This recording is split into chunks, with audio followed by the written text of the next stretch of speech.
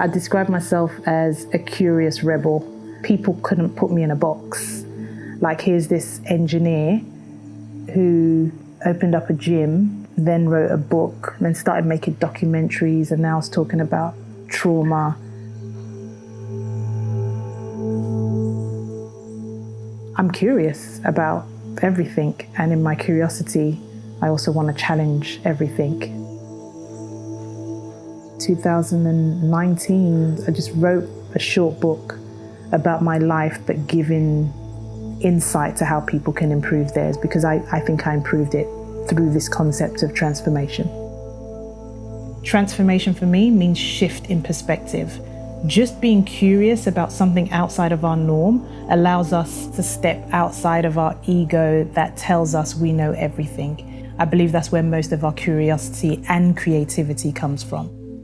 And that decision to put my thoughts onto paper allowed me to speak to thousands more people than I probably would have in any other setting.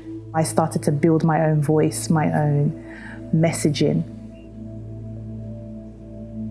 I started exploring the concept of trauma from writing my book, but there was a chapter on it called Childhood Trauma. With everyone, about 80% of those that read my book came back and said the chapter that spoke to me the most was trauma. And I got intrigued, I got curious. It was like, whoa, there are so many other things in there. That's when I started to think, oh, we are more connected than I thought we were. And we seem to be connected by the things that happen in our lives that were painful. That was when the idea of doing a documentary came up. People really want to hear the answer to a really pivotal question. And I remember saying, people are tired of hearing the victim's story. No one wants to hear.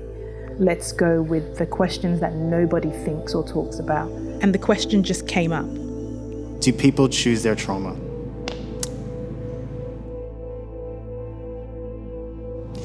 Did I choose my trauma? Okay. Do I choose my trauma? Okay. Did I choose my trauma? Did I choose my trauma? And that sounds radical and borderline ridiculous, because the obvious response is, well, of course you didn't. But my curiosity says there are cultures around the world that would think differently. So I wanted to be inquisitive. Can I speak to different healers and practitioners? Just asking that question really got me on this journey of wanting to know more, not just about my story, but other people's stories. The reason why I focused on that angle was I didn't want to focus on the events that happen in our lives. Like, the event happened. We can't change that. But what I really got interested in, the shift in perspective. If I can't change what happened, can I influence how I experience what happened? Can I change how I experience it 5, 10, 20 years later? Can we influence the experience of the event and not the event?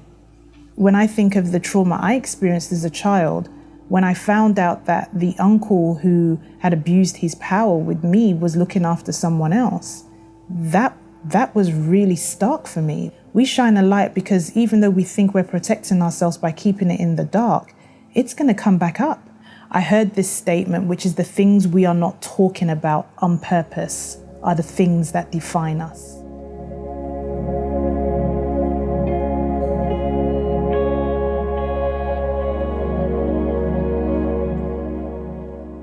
Trauma not transformed is transferred is not one of my sayings, but it's something that I know it's part of my voice to re-echo to people.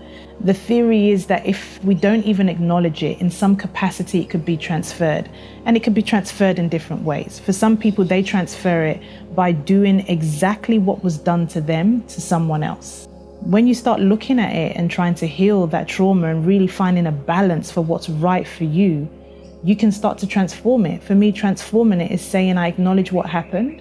It wasn't my fault, but I'm going to change the way I show up now. If something happened to you, find a way to make sure it doesn't happen to other people.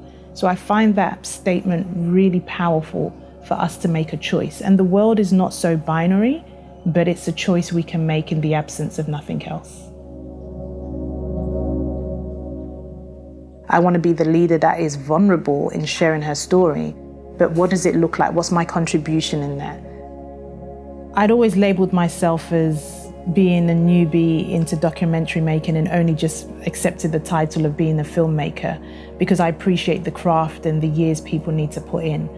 But the transition for me from the book to speaking to the documentary, where I created a platform for other people to hear other people's stories, because sometimes we can be so self-obsessed with what we hear in someone else, but we also miss the opportunity to share what happened to us with others.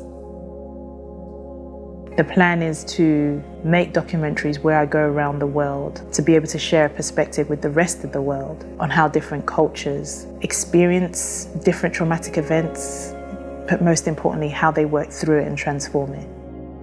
Right now, I'm undertaking a PhD, so I'm looking at research in how we can transform trauma, but through the process of making a documentary and using a decolonized lens. The plan is to finish my PhD and start working towards that. I know I've said it so many times, but stay curious, and I'd say work through whatever distress and events you've experienced that are stopping you from being fully yourself. And so my invitation for those on the same path is to stay curious, to be kind to yourselves, but clean your trauma.